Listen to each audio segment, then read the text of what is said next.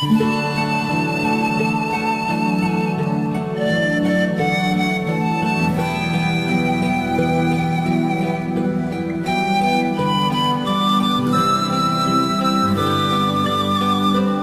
semana pasada veíamos que Jesús sale de Jericó, el último pueblo que visitó, y se encamina hacia Jerusalén. Sube hacia Jerusalén. Habíamos dicho que Jericó está a 300 metros bajo el nivel del mar, mientras que Jerusalén está a 700 metros sobre el nivel del mar. De modo que hay una diferencia prácticamente de 1000 metros. Jesús sube hacia Jerusalén. Probablemente se quedó ese mismo día en la casa de unos amigos que tenía en Betania, Marta, María y Lázaro. Al día siguiente, cuando va al templo, es cuando se encuentra a los mercaderes del templo y los expulsa del templo. Eso realmente agravó la situación entre Jesús y los líderes religiosos de la época. Por eso hoy nos encontramos en el tercer día. Realmente hay una gran preocupación entre los líderes religiosos por esa actitud que había tomado Jesucristo. Ellos están buscando de una manera u la otra de hacerlo caer con preguntas maliciosas, con pruebas de una u otra manera, bien sea que Cristo diga algo que vaya contra el poder religioso o contra el poder político. Y hoy se encuentran estos líderes religiosos con Jesús en el templo. Allí mismo en el templo se habían producido otras controversias, otras discusiones.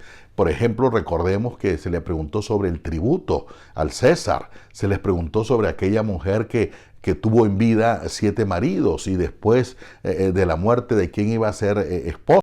Se le preguntó también sobre el tema de la resurrección. Es decir, muchas controversias había tenido Jesús con los maestros, con los doctores de la ley, los ancianos y los sumos sacerdotes allí precisamente en el templo. Hoy vemos la quinta controversia. Veamos qué nos dice el Evangelio en esta situación.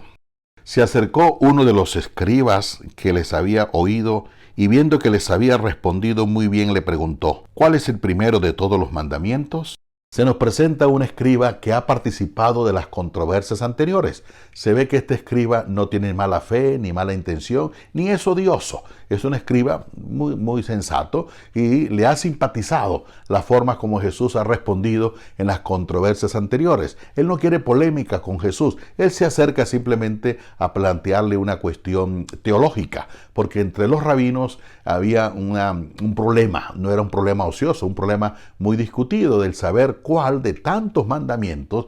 Ellos habían recopilado 613 mandamientos y para ellos era muy importante saber cuál de esos 613 mandamientos era el principal, era el primordial de la ley. Había quienes decían que todos eran importantes, que había que cumplirlos todos porque todos eran importantes, pero no, había un grupo de un consenso diverso y decía que no, que el más importante era aquel mandamiento que hasta el mismo Dios había cumplido. Por lo tanto, el primer mandamiento era el descanso el día sábado, porque Dios había descansado el día sábado. Otros decían que no, que era el no tener ídolos, el no tener otros dioses más que el único Dios.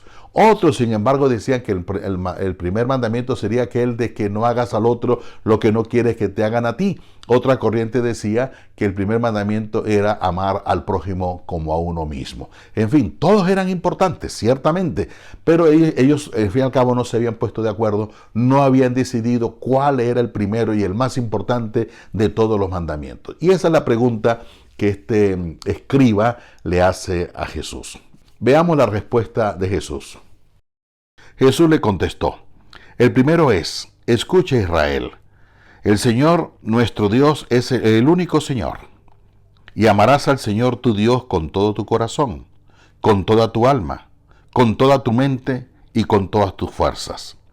El segundo es: amarás a tu prójimo como a ti mismo. No existe otro mandamiento mayor que estos. Vemos que aquí Jesús ignora completamente los mandamientos de Moisés y en lugar de citarlos, hace referencia a dos frases muy conocidas y muy respetadas por ellos, que es una frase del Deuteronomio: Shema Israel, escucha Israel, y la otra frase, la del libro del Levítico. Vamos a la primera: Shema Israel, escucha Israel. Por eso el primer mandamiento sería escuchar a Dios. Y escuchar significa dejar que alguien entre en nuestra vida. Si tú escuchas la voz de Dios, de todo aquello que Dios ha hecho con su pueblo, cómo lo ha amado, cómo ha concretado y cómo ha manifestado ese amor, ciertamente tú te sientes amado por Dios. Por eso ese Dios entra dentro de ti, tú lo aceptas, te adhieres a ese amor infinito de Dios. Entonces tú sabes que ese Dios ha hecho cosas maravillosas por ti. ¿Cómo no amarlo? Pero si por el contrario, tú escuchas otros dioses, otros ídolos, la fama, el dinero, el prestigio, ocupar los primeros puestos, pues eso va a entrar dentro de ti y te va a deshumanizar. Jesús continúa diciendo, y amarás al Señor tu Dios con todo el corazón. El corazón representa la fidelidad, la confianza y la seguridad. Es por eso esa hermosa frase que se coloca al pie de la imagen del Jesús de la Divina Misericordia. Jesús, confío en ti. La confianza plena. El corazón representa ese sentimiento puro que debe haber y existir en cada uno de nosotros. Luego agrega Jesús, con toda el alma. El alma representa el soplo divino, representa la vida. Por lo tanto, nosotros debemos, guiados por la luz de Dios, conducir nuestras vidas. Continúa diciendo, con todas las fuerzas, pero ¿cuáles fuerzas? Con los dones, con las cualidades con las cuales Dios te ha colmado. Con esos dones, esas cualidades, esas virtudes, todo eso ponerlo al servicio de Dios. Esta es la parte que Jesús cita del Deuteronomio, pero viene otra parte que no está en el Deuteronomio y que la agrega Jesús. Y dice, con toda tu mente. ¿Esto qué significa? Que hay que estudiar.